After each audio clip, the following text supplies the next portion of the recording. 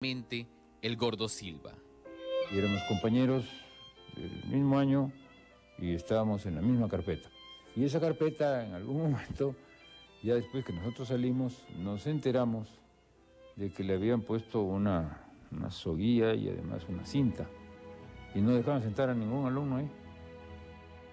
Fueron compinches y más adelante discípulos del famoso historiador Raúl Porras Barrenechea, quien les encomendó la tarea más increíble de sus vidas.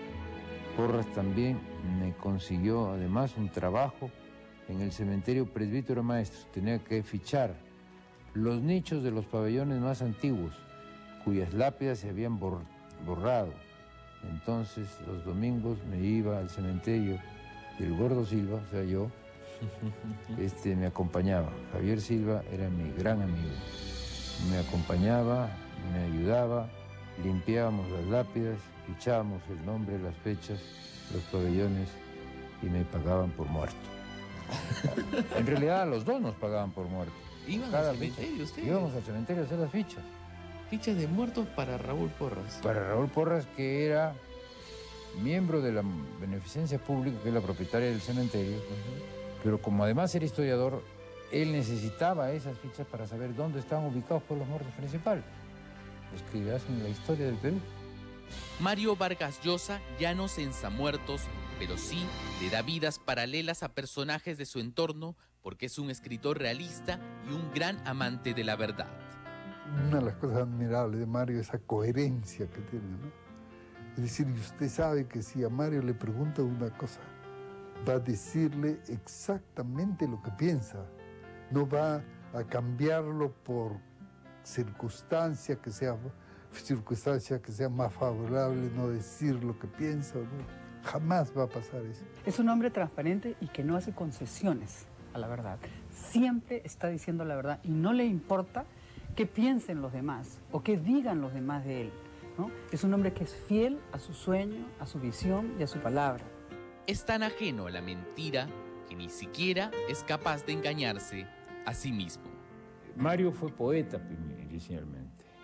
Era periodista y poeta. Y escribió cajones de versos. ¿Qué pasó? Un día él llega a la conclusión de que como poeta no es bueno. No, le digo, ¿por qué vas a ser mal poeta? Esos son unos lindos versos, mira, este es un bonito verso. No. He llegado ya a la conclusión. Quiero que me acompañes esta noche a quemar todos mis poemas. Uy, le dijo, pero es una barbaridad. ¿Y a dónde vamos a ir a quemar? En la noche, a la medianoche. No, me dijo, en la cocina de la casa, de mi casa. Ahí vamos, ahí quemamos el asunto. Y lo ayudé pues a quemar. Yo me cogí uno de los versos, recuerdo que después ya no sé qué se hizo. No, era largo. Pero... y quemó todo.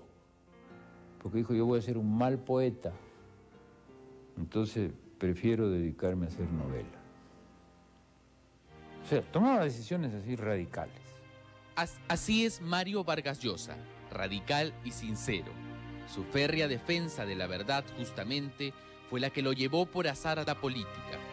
Han pasado 20 años desde aquella batalla perdida. Él es Nobel y su rival está preso.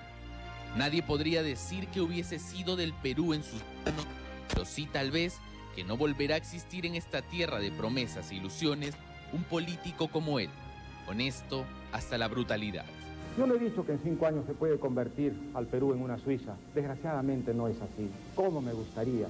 ¿Cuánto me gustaría que este país, con el que he sido muy crítico, en esos 20 libros que no ha leído el ingeniero Fujimori, porque si los hubiera leído sabría hasta qué punto yo conozco y me he metido al meollo profundo del Perú? ¿Cómo me gustaría que en 5 años yo pudiera como presidente convertir al Perú en el país más próspero del mundo? Eso no se puede hacer.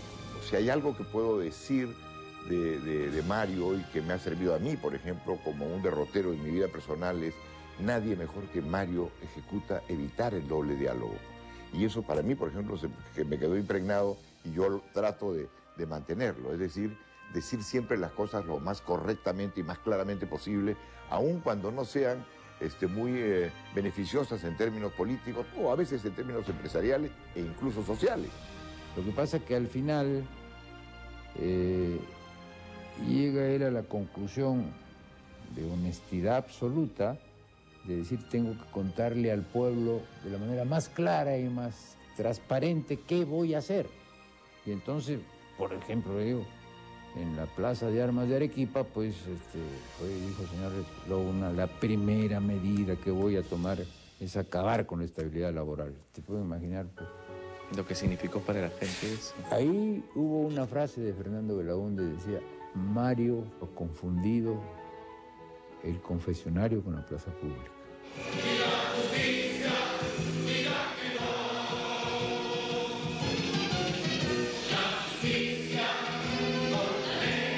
Muchas gracias. Panamericana Televisión, directamente desde la Plaza San Martín, inicia en este momento su transmisión ininterrumpida ya de esta gigantesca concentración convocada por el escritor Mario Vargas Llosa.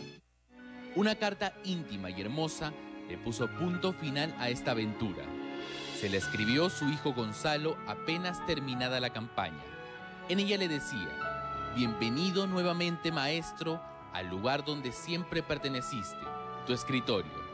Es desde aquí, y no desde el sillón presidencial, donde batallando con tus demonios seguirás contribuyendo al progreso de tu país y de la humanidad en general.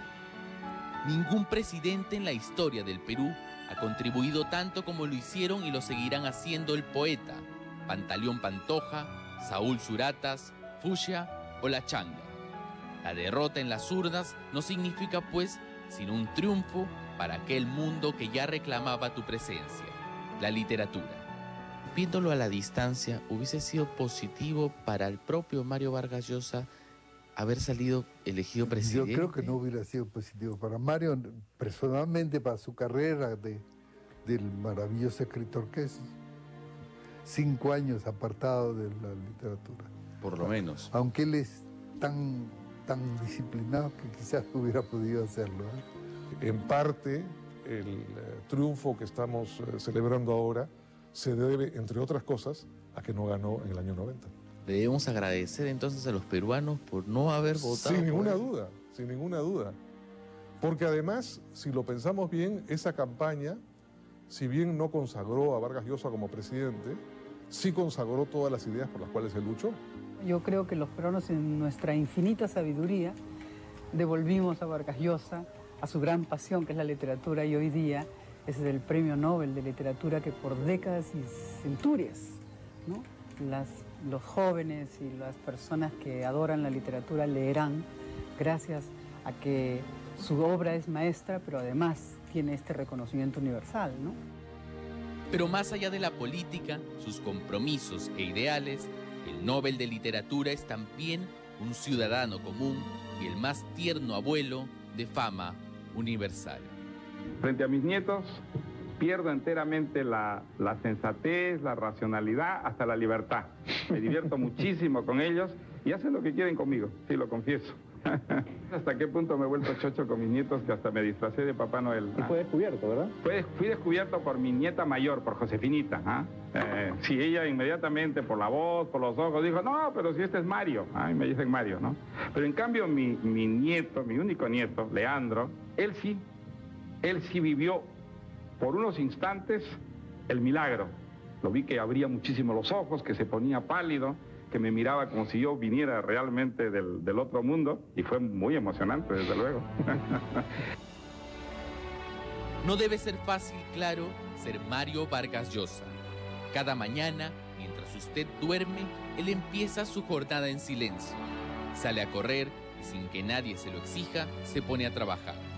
No es un Nobel de aspavientos, es un ser humano humilde, fiel a sus amigos, a sus ideales y a su oficio, un artista insaciable, un maravilloso escritor y un activista de la palabra. Porque si usted contempla las desgracias del mundo con horror, él las combate con su pluma. Ya solo nos queda agradecerle su esfuerzo y dedicación, su trabajo infinito y contra viento y marea.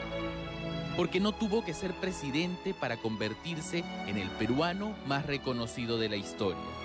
Y porque gracias a él, muchos escucharán nuevamente y desde todo lo alto el nombre de este pueblo hermoso llamado Perú.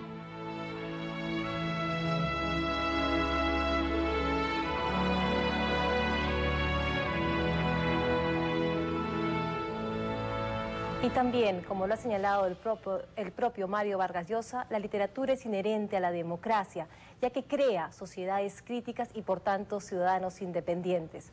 Por eso el mejor tributo que le podemos hacer a este gran escritor peruano es leer y enseñarle a nuestros hijos la pasión y el gusto por la buena literatura.